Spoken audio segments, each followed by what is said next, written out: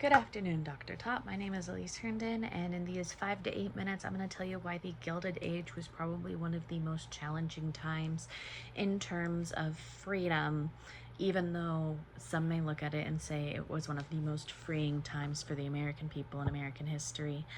To start off, I really want to start with the definition of freedom. As you had asked us to, we want to look at freedom as not only an idea but also a lived thing.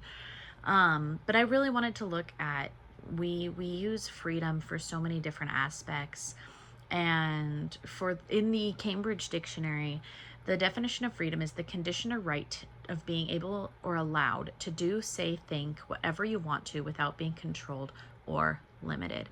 And I really want to have you keep that in the back of your mind as we get into this today.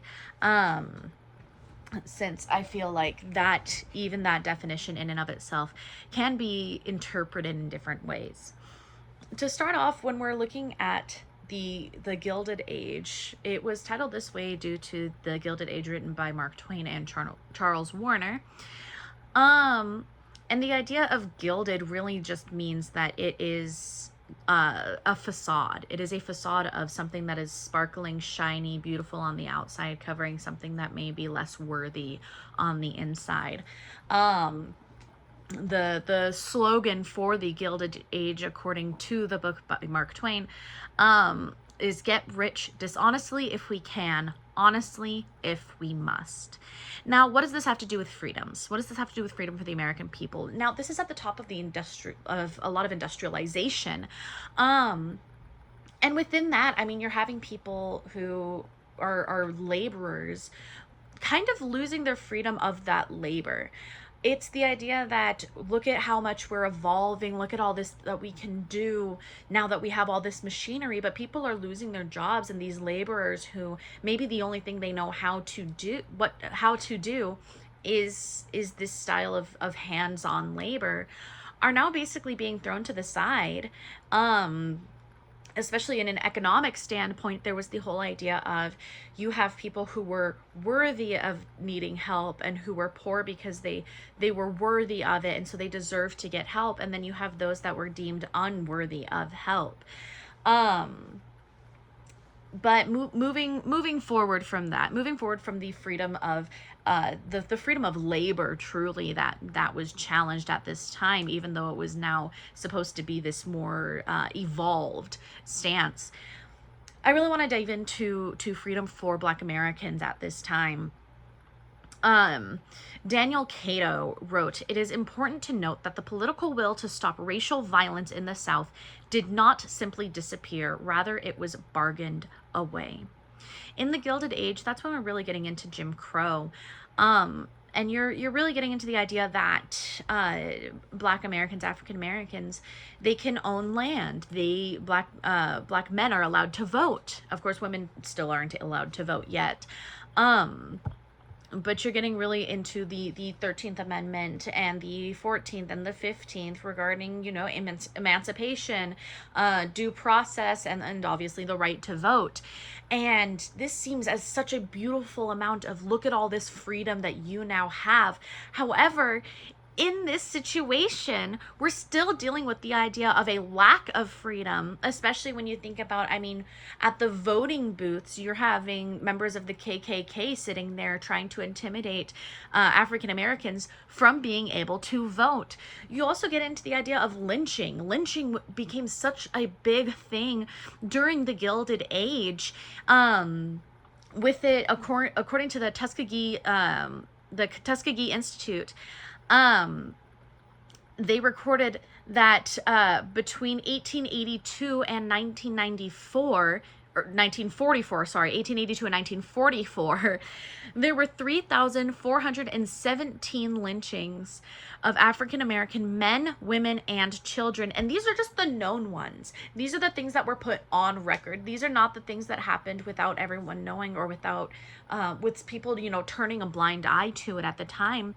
I mean, you're dealing with the idea of what they called as the black beast, which was really just the idea that any black man could be considered a sexual predator to any white woman, and that white women should always be feared of black men because they are such terrible sexual predators.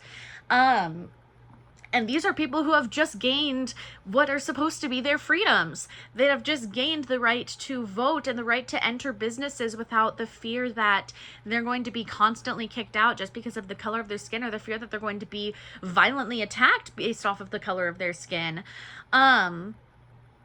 It's such a big thing. And then you have, I mean, Ida B. Wells, who's coming and trying to speak out against lynching, and it is such a prominent figure within the anti-lynching movement, and especially with the way that, I mean, she would describe the ways that lynching happened and that these murders were occurring, and you have all of this happening at a time when we look back on it now in 2025 and people are like, that's when it started. That's when people started getting their freedoms again.